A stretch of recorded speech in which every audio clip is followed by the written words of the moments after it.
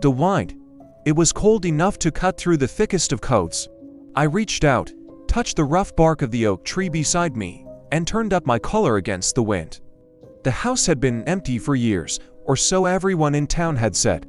I was here to find out if that was true, and if not, who was living there now.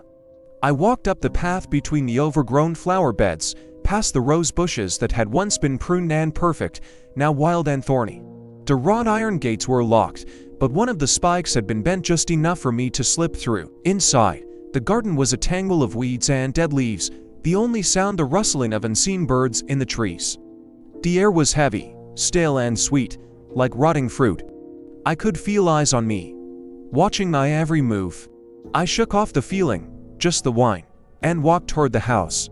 The front door was open, hanging from one hinge. I hesitated, then stepped inside. Dust motes danced in the slivers of sunlight that pierced the gloom. I called out, "Hello, is anyone home?" My voice echoed, bouncing off the walls, seeming to mock me. I took a step forward, then another, and the floorboards groaned beneath my weight. A low rumble shook the house. I froze, listening. Was it the wind? Had a branch fallen? Then I heard it again, a dragging sound, like metal on stone. It seemed to be coming from above me. I stood there a moment, my heart pounding in my chest.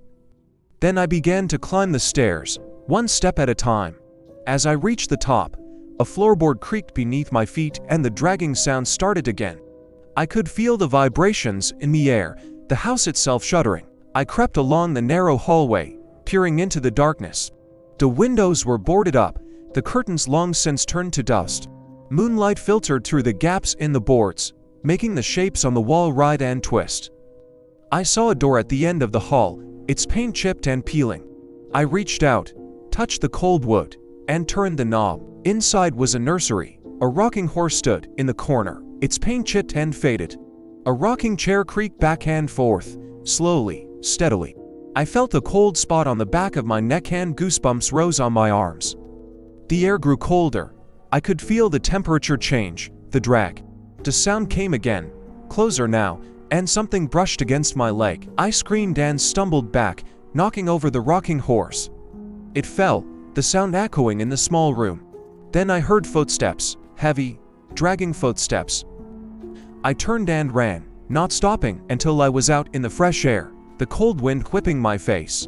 The house was silent now, still, watching, waiting. I didn't look back. I didn't need to. I knew what I had seen. The house was alive, breathing, and it wanted me to stay.